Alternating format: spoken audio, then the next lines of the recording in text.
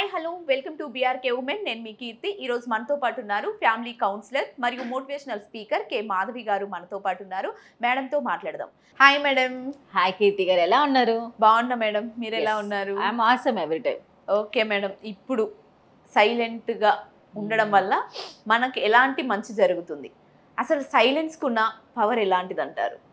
Silence అనేది చాలా అద్భుతమైన శక్తి చెప్పాలి అంటే. ఇప్పుడు నా లాంటి వాళ్ళని ఒక గంట కూర్చొని మాట్లాడద్దని నా వల్ల కాదు. నాకు అంటే అంటే చెప్తున్నాను అట్లా. మనకు కానీ సైలెన్స్ ఈజ్ అ వండర్ఫుల్, ఒక మంచి భావం. ఏంటంటే వ్యక్తి ఎవరైతే సైలెంట్గా ఉంటారో దానికి కారణం అంటే వాళ్ళలో ఉన్న ఎనర్జీ లెవెల్స్ వేరేగా ఉంటాయి. They have wonderful listening skills. ఆ లిజనింగ్ స్కిల్స్ ఎప్పుడైతే ఉంటాయో మీరు డెసిజన్ మేకింగ్ బాగా చేస్తారు. ఎందుకంటే మీరు నలుగురిది వింటారు, ఎవరు ఎలా మాట్లాడుతున్నారు బాగా విన్నప్పుడు ఏమవుతుందంటే అందరి భావాలు మీకు నచ్చచ్చు నచ్చకపోవచ్చు. Yes madam. బట్ సైలెంట్గా ఉన్నప్పుడు విన్నప్పుడు ఏమవుతుందంటే ఎవరు ఏవే భావాలు చెప్తున్నారో దాని తగ్గట్టుగా మిమ్మల్ని మీరు కరెక్ట్ చేసుకోవడానికి చాలా ఛాన్సెస్ ఉంటాయి. And it has been observed that the people చాలా సైలెంట్గా ఉన్న వాళ్ళు చాలా ఇంటెలెక్చువల్గా ఉంటారంట. బికాస్ ఇంటెలెక్చువల్స్ ఎవరంటే ఆలోచించి చక్కగా విని దాని ఎప్పుడైతే అవసరం పడుతుందో అప్పుడు వారు మాట్లాడతారు. కాబట్టి ఆ వర్డ్స్ వాళ్ళవి చాలా పవర్ఫుల్గా అనిపిస్తాయి ఎవరికైనా. ఎప్పుడు మాట్లాడే వాళ్ళకి ఎలా అనిపిస్తుంది అంటే వీళ్ళు ఎప్పుడు మాట్లాడతారు కదా అనుకుంటారు. బట్ ఎవరైతే సైలెంట్గా ఉన్న వాళ్ళ మాటలు ఒక్కసారి మీరు వినండి. మీరు ఏ గురువుల గారి దగ్గరికి వెళ్ళినా, మనం ఎక్కువగా గుళ్ళకి వెళ్ళినా, పూజారి పురోహితులు పెద్ద పెద్ద అయ్యగారుల దగ్గరికి వెళ్ళినప్పుడు, లేకపోతే మనం ఎవరైనా మంచి మంచి ప్రోగ్రామ్స్ జరిగినప్పుడు, పెద్ద పెద్ద పర్సన్స్ అక్కడ కూర్చున్నప్పుడు మనం వాళ్ళు ఎంతసేపు మనం చెప్పింది వింటూ ఉంటారు. దీని బెస్ట్ ఎగ్జాంపుల్ హోమియోపతి డాక్టర్ దగ్గరికి వెళ్తే చెప్తాను నేను. హోమియోపతి డాక్టర్కి అలోపతి డాక్టర్. అవును. హోమియోపతి డాక్టర్ చూడండి, మీకు చెప్పిన ప్రతి ఒక్కటి వింటాడు ఆయన. అసలు మీరు పొద్దున్న చిన్నప్పటి నుంచి మీరు పుట్టినప్పటి నుంచి ఆయన ఎంతో ఓపికగా వింటారు. విని 2 చక్కటి తెల్ల టాబ్లెట్స్ ఇచ్చి పంపించేస్తారు. ఆయన విన్నారు కదా, విని నా దగ్గరకు ఒక రెమెడీ ఇచ్చేసారు మనకి. అవును అవును. అయితే మనం ఒక చోటుకి వెళ్తే ఎవరైతే ఒక వ్యక్తి మనం వినటానికి ఉంటారో మనకు కూడా చాలా హ్యాపీ అనిపిస్తుంది. అబ్బా నా బాధ వినటానికి ఎవరైనా ఒకళ్ళు ఉన్నారు కదా. అయితే సైలెన్స్లో ఉన్న వాళ్ళందరికీ కూడా వండర్ఫుల్ టెక్నిక్స్ వాళ్ళకి తెలిసింది ఏంటంటే they have wonderful intellectual levels, listening skills చాలా బాగుంటాయి, డెసిజన్ మేకింగ్ బాగా చేస్తారు. అలాంటి వాళ్ళు కాన్ఫ్లిక్ట్కి కూడా ఎక్కువగా వెళ్ళరు. ఓకే. బికాజ్ వాళ్ళు వింటారు కాబట్టి దాని తగ్గట్టుగా వాళ్ళు రెస్పాండ్ అవుతారు కాబట్టి రియాక్షన్స్ ఎక్కువ ఉండవు వాళ్ళ దగ్గర. సో ఆ సైలెంట్కి ఉన్న పవర్ అలాంటిది. కాబట్టి మీరు ఒక లీడర్షిప్ స్కిల్స్లో కూడా వాళ్ళు ఎక్కువగా లీడర్స్ కూడా చూడండి, the person who have wonderful listening skills ఎక్కువసేపు మాట్లాడు కావాల్సినప్పుడే మాట్లాడతారు. Because they wanted to listen from other people. వాళ్ళ పెయిన్ ఏంటి, వాళ్ళ ప్రాబ్లమ్స్ ఏంటి, ఎలా మనం ఫోకస్ చేయాలి, ఇదంతా వాళ్ళు వింటారు కాబట్టి they have wonderful leadership skills also. అలా అని మనం ఒక సైలెన్స్ని మనం మాట్లాడుకొని చూసుకుంటే ఇట్స్ ఎ పవర్ఫుల్ టూల్. దాన్ని అద్భుతంగా వాడుకోవాలి. ఎందుకంటే ఎక్కడ పడితే అక్కడ కూడా మనం సైలెంట్గా ఉండకూడదు. ఎక్కడ తప్పు జరుగుతుందండి అక్కడ నువ్వు సైలెంట్గా ఉన్నావా దానికి వాల్యూ ఉండదు. అంటే నేనున్న సైలెన్స్ అన్న దానికి ఒక పవర్ఫుల్ టూల్ అని చెప్పాను. అంటే దానికి ఒక పవర్గా మనం యాడ్ చేసినప్పుడే దానికి యూజ్ అవుతుంది. ఇక్కడ అన్యాయం జరుగుతుంది, అక్కడ మీరు మాట్లాడకుండా నిలబడ్డారే అనుకోండి, ఆ సైలెంట్కి అసలు మీనింగే లేదు. అంటే మీ ఆర్ వర్త్లెస్ పర్సన్. కానీ అదే మీరు ఎక్కడైనా ఎవరైనా మీ దగ్గర కూర్చొని ఏదైనా వాళ్ళ బాధలు చెప్తున్నప్పుడు మీరు విన్నారనుకోండి, you are adding a value to those peoples. కాబట్టి దీనివల్ల చాలా వరకు మన బ్రెయిన్ ఫంక్షన్ కూడా బాగా పెరుగుతుందంట. బికాస్ సైలెంట్గా ఉన్నప్పుడు మీకు బోలెన్ థాట్స్ వస్తాయి, అవునా కదా.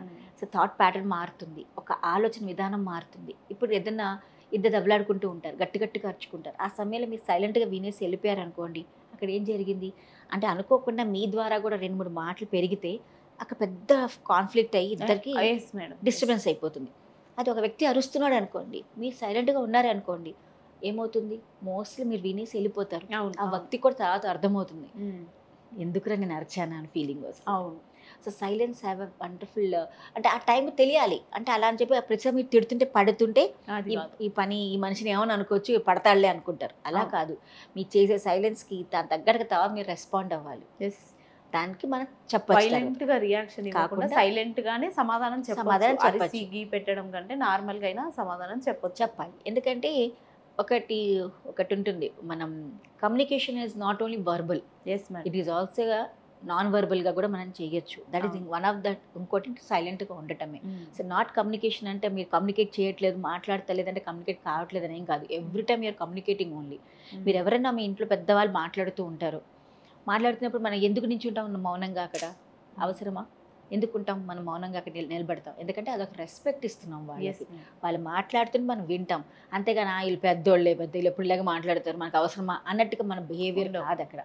కానీ ఎక్కడ పెద్ద గొడవ అవుతుంది, ఆ పెద్ద గొడవ మీకు అవసరం లేకపోతే మీరు అక్కడి నుంచి వినేసి వెళ్ళిపోతారు, బికాస్ అక్కడ మీకు అవసరం లేదు అది. అలాంటప్పుడు మీరు రియాక్ట్ అయ్యి నేను సైలెంట్గా ఎందుకున్నాను అని అర్థం కాదు, ఎందుకంటే అక్కడ మీనింగే లేదు. అక్కడ మీరు ఉన్నా లేకపోయినా సిచ్యువేషన్ జరుగుతుంది అక్కడ. దాన్ని ఎవరన్నా వచ్చి దాన్ని ఆపే వాళ్ళు ఎవరన్నా వచ్చి చూసినప్పుడు అక్కడి నుంచి వెళ్ళిపోవచ్చు. అంటే మనం చేసే యాక్ట్ ఎక్కడైతే ఇంపార్టెన్స్ ఉంటుందో దాని తగ్గట్టుగా మనం చేయాల్సి వస్తుంది. కాబట్టి మీ సైలెన్స్ అనేది ఇట్స్ పవర్ఫుల్ టూల్, కానీ దాన్ని మనం వాడుకునేటట్టుగా వాడుకుంటేనే మనకు ఒక పవర్ఫుల్గా మనకి యూజ్ అవుతుంది. అదే అంటే మామూలుగా సైలెంట్గా ఉండాలి అని మనం అనుకున్నా కూడా కొన్ని సిచ్యువేషన్లో ఉండలేకపోతాం మేడం. అంటే ఇప్పుడు మీరు అన్నట్టుగా కొన్ని చోట్ల ఉంటాము, కొన్ని చోట్ల ఉండకూడదు. దానికి ఏమన్నా ఉంటుందా మేడం? అంటే మనం అలవాటు చేసుకోవాలంటారా? అలవాటు చేసుకోవాలి. ఇప్పుడు చిన్న సిచ్యువేషన్ తీసుకుంటా, భార్యాభర్తలు ఇద్దరు ఏదో తప్పు జరిగింది, సంథింగ్ ఇస్ హ్యాపెండ్. ఒక చిన్న ఎగ్జాంపుల్ తీసుకుందాం. భార్యాభర్త సినిమాకి వెళ్తుంటే ట్రాఫిక్ లైట్ పడింది. ఇప్పుడు ట్రాఫిక్ లైట్ పడిన వెంటనే హస్బెండ్ కోపం వస్తుంది, న్యాచురల్ సినిమాకి వెళ్తున్నారు కదా, అబ్బా నీ వల్లే లేట్ అయింది, నువ్వు ఇంత గంట రెడీ అవుతావు, అందుకని ట్రాఫిక్ లైట్ పడిపోయింది, కటక తిట్టేస్తున్నాడు. తిడుతున్నప్పుడు భార్య ఆ సమయంలో మౌనంగా లేకుండా, అవును ఎస్ మేడం, మౌనంగా లేకుండా ఏంటండి నన్నే తిడతారు, మీరే లేటుకి వచ్చి నన్ను ఇలా అంటారా అని అనుకుంటే ఇద్దరు తిట్టుకున్నారు అనుకోండి, ఎంజాయ్ ద సినిమా అంతే కదా. సినిమా మూడంతా పోయింది అక్కడ.